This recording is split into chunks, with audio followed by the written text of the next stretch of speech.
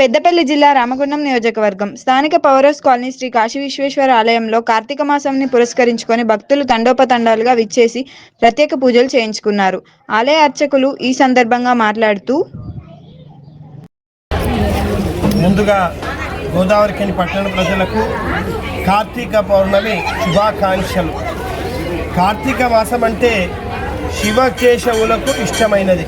నకార్తీక సమామాసో, కార్తీక మాసమునకు సరి అయిన మాసము లేదు, గంగను మించిన తీర్థము లేదు. అంటే అన్నిట్లలో కార్తీక మాసం అనేది చాలా గొప్పదైన మాసము. గంగను మించిన తీర్థము లేదు, శివుని మించిన దైవము లేదు, వేదమును మించిన శాస్త్రము లేదు. అటువంటి శాస్త్రముతోని ఈరోజు కార్తీక మాసం అంటే కృత్తికా నక్షత్రము పౌర్ణమితో కలిసి వచ్చిన మాసమును కార్తీక మాసం అంటారు. కార్తీక మాసం లోపల విశేషపరమైనది ఏంటిది అంటే దీపారాధన ఒకటి, దీపదానం ఒకటి, గోదావరి స్నానం ఒకటి, ఉపవాసం ఈ దీక్షలు ఆచరించాలి. నక్తము అంటే రోజు రాత్రి కాలంలో భోజనం చేయడం లేదా ఉపవాసం ఉండడం. అది వీలు కాని వాళ్ళు కనీసం ఒక కార్తీక పౌర్ణమి రోజన్నా ఈ మాసమును ఆచరించాలి, ఉపవాసంను ఆచరించాలి, నదీ స్నానం చేయాలి, శివునికి విశేషంగా రుద్రాభిషేకం చేసుకోవాలి. రోజు ఆకాశ దీప ఆరాధన, కార్తీక దీపము, దీపదానం మహాపుణ్యం అంధకారం నివారణం తస్మాత్ ప్రీతిభావేన తతశాంతి ప్రయత్నమే. దీపదానం అనేది జ్ఞానాన్ని ప్రసాదిస్తుంది, అజ్ఞానాన్ని పోడగొడుతుంది. అటువంటి దీపదానం చేసినట్టయితే ఈ కార్తీక మాసంలో విశేషమైన ఫలితాలను పొందుతాము. అదేవిధంగా కార్తీక మాసం కృత్తికా నక్షత్రంతో పౌర్ణమి.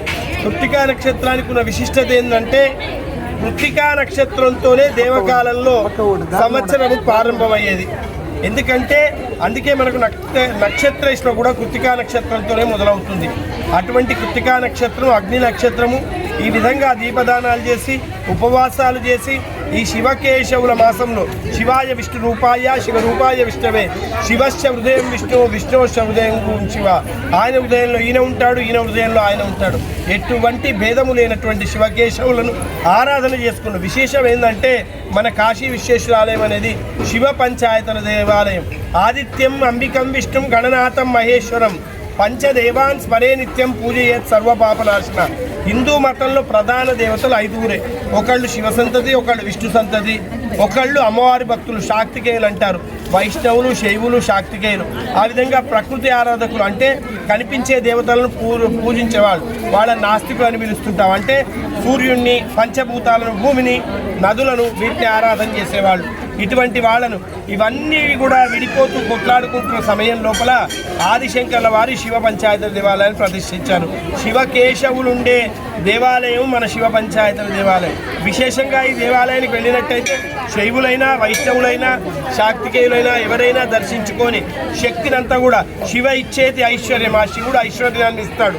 మోక్షాది ఇచ్చేది జనార్దన, మోక్షాన్ని ఇచ్చేవాడు జనార్దనుడు. భాస్కరాది ఇచ్చేది ఆరోగ్యం, ఆరోగ్యాన్ని ఇచ్చేవాడు సూర్యుడు.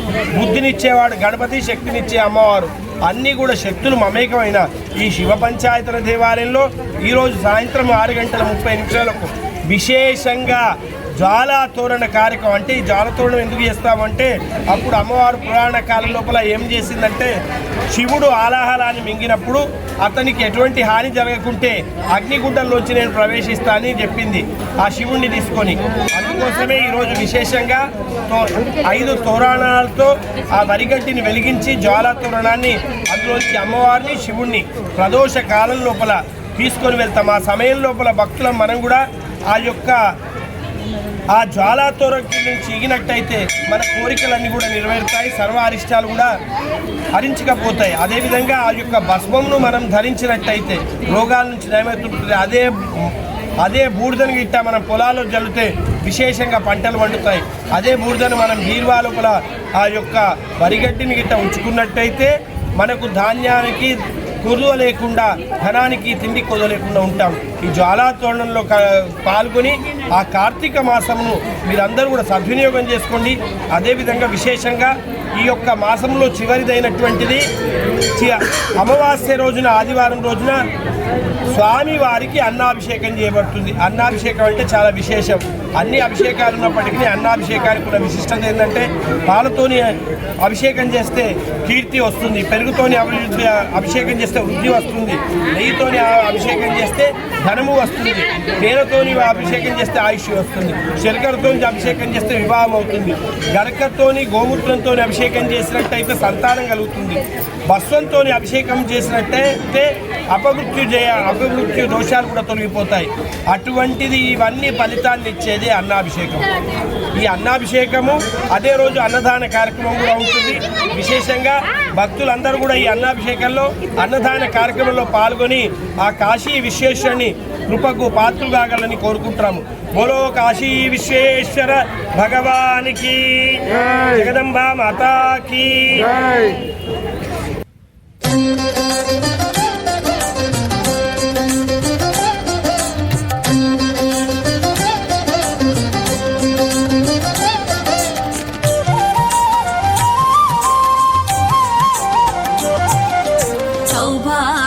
లక్ష్మీ రావమ్మ అమ్మ, సౌభాగ్య లక్ష్మీ రావమ్మ, సౌభాగ్య లక్ష్మీ రావమ్మ అమ్మ, సౌభాగ్య లక్ష్మీ రావమ్మ.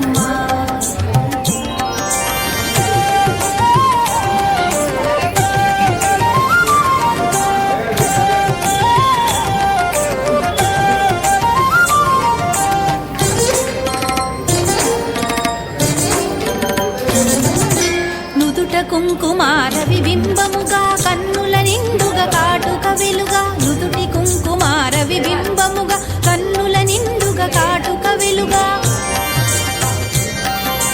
కాంచనహారము గళమున మెరయగ పీతాంబరముల శోభలు నిండుగా, కాంచనహారము గళమున మెరయగ పీతాంబరముల శోభలు నిండగా, సౌభాగ్య లక్ష్మీ రావమ్మ అమ్మ, సౌభాగ్య లక్ష్మీ రావమ్మ.